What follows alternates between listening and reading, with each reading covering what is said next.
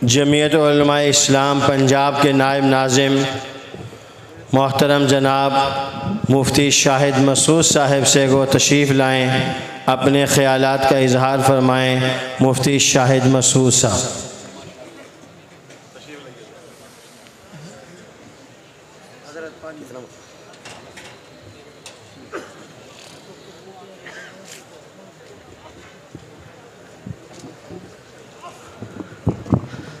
अस्सलामु अलैकुम वरहमतुल्लाह।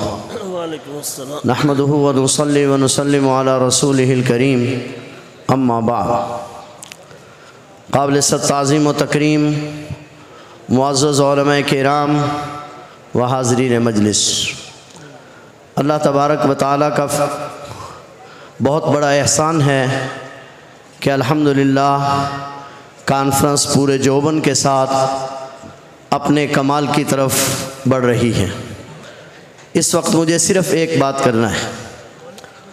उलमा ने लिखा है, नबी करीम सल्लल्लाहु अलैहि वसल्लम की ख़त्म नबूवत के दलाइल में एक बात ये भी है कि अल्लाह जल्ल शानहू ने जितने कमालात इंसानियत को अता करने थे अम्बिया अलैहिमुस्सलातु वस्सलाम की हस्तियों पर उनको पूरा फरमाया, और जो कमालात तमाम अम्बिया अलैहिमुस्सलातु वस्सलाम को अता फ़रमाए हुज़ूर नबी करीम सल्लल्लाहु अलैहि वसल्लम की ज़ात अक़दस में उनको बदरजा अतम पूरा फरमाया।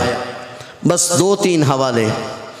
मदारिजुन नबूवत में शेख अब्दुल हक मुहद्दिस देहलवी रहमतुल्लाह अलैह लिखते हैं, अल्लाह जल्ल शानहू ने हज़रत आदम अलैहिस्सलाम को एज़ाज़ बख्शा कि सारी कुल मलाइका को हुक्म दिया कि आदम अलैहिस्सलाम को सजदा करें। ये आदम अलैहिस्सलाम का एज़ाज़ था, मगर आने वाहिद के लिए, एक लम्हे के लिए फ़रिश्तों ने आदम अलैहिस्सलाम को सजदा किया। मगर जब अल्लाह जल्ल शानहू ये एज़ाज़ हमारे नबी को बख्शने लगे तो शेख अब्दुल हक मुहद्दिस देहलवी लिखते हैं, अल्लाह ने हुक्म दिया, इन्नल्लाह व मलाइकतहू युसल्लूना अलन नबी या अय्युहल्लज़ीना आमनू सल्लु अलैहि व सल्लिमू तस्लीमा। उस एज़ाज़ में अल्लाह ताला ख़ुद शरीक नहीं थे, मगर जब इस एज़ाज़ की बात आई तो एक तो ख़ुद ज़ात बारी ताला शरीक थे, फिर युसल्लूना अलन नबी मुसलसल उस वक्त से लेकर आज तक, बल्कि क़यामत तक अल्लाह जल्ल शानहू हमारे नबी को ये एज़ाज़ बख्शते रहेंगे। जनाब नूह अलैहिस्सलाम अल्लाह ताला के जलीलुल क़दर पैगम्बर हैं। अल्लाह ताला ने नूह अलैहिस्सलाम को एज़ाज़ बख्शा कि आपकी कश्ती में जो सवार होगा उसको निजात दे दी जाएगी, वो तूफ़ान से बच जाएगा।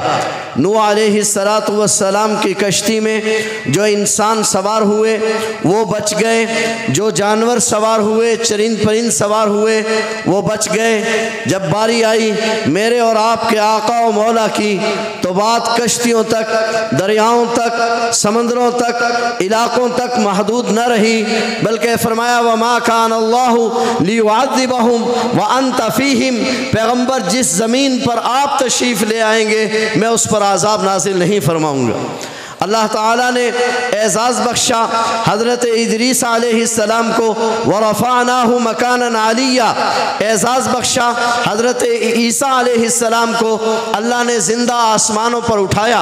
मगर उलमा ने बड़ी अजीब बात लिखी है कि अल्लाह जल्ल शानहू ने अम्बिया अलैहिमुस्सलातु वस्सलाम को एज़ाज़ बख्शा, और इन दो नबियों को अल्लाह ताला इस आलम नासूत से उठाकर आलम मलाकूत में ले गए। मगर लिखा है कि आलम तीन है। ये आलम जिसमें मैं और आप रहते हैं इसको आलम नासूत कहते हैं। इससे ऊपर एक दूसरा आलम है, उसको आलम मलाकूत कहते हैं, जो पहले आसमान से शुरू होता है और सिदरतुल मुंतहा तक है। बाकी अम्बिया अलैहिमुस्सलाम, हज़रत इदरीस अलैहिस्सलाम और ईसा अलैहिस्सलाम को अल्लाह ने एज़ाज़ बख्शा और अल्लाह आलम नासूत से उठाकर आलम मलाकूत तक ले गए। मगर जब बारी आई मेरे और आपके आका और मौला की मेराज की रात, जनाब नबी करीम सल्लल्लाहु अलैहि वसल्लम को आलम नासूत से उठाया, आलम मलाकूत में ले गए, फिर आलम मलाकूत नीचे रह गया और आप आलम लाहूत में चले गए।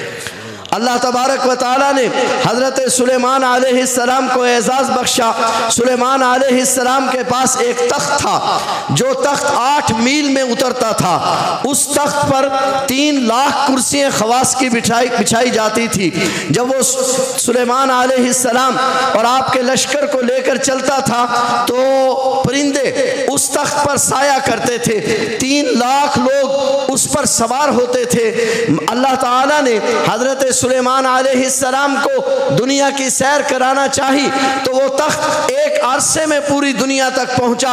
मगर शेख अब्दुल हक मुहद्दिस देहलवी लिखते हैं, जब बारी आई मेरे और आपके आका मौला इमामुल अंबिया हज़रत मुहम्मद रसूलुल्लाह सल्लल्लाहु अलैहि वसल्लम की, तो मेराज की रात नबी करीम सल्लल्लाहु अलैहि वसल्लम को जब अल्लाह ताला आसमानों पर ले जाने लगे तो बजाय इसके कि हुजूर सरवरे कायनात सल्लल्लाहु अलैहि वसल्लम को सारी दुनिया की सैर कराई जाती, सारी दुनिया को समेट कर हुजूर के कदमों में पेश कर दिया गया।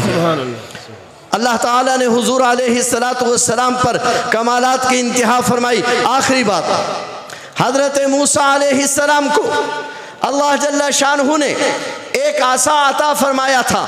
तफसीर मज़हरी में लिखा है कि इस आसा की 5 खूबियाँ थी। एक खूबी ये थी कि जब मूसा अलैहिस्सलाम को भूख लगती आप इसको ज़मीन में गाड़ देते, इस पे फल लग जाता। जब मूसा अलैहिस्सलाम को प्यास लगती इसको ज़मीन पे मारते, पानी निकल आता। जब मूसा अलैहिस्सलाम तन्हाई में होते तो अल्लाह ताला इसको ज़बान अता फरमाता, यह मूसा अलैहिस्सलाम से गपशप करता।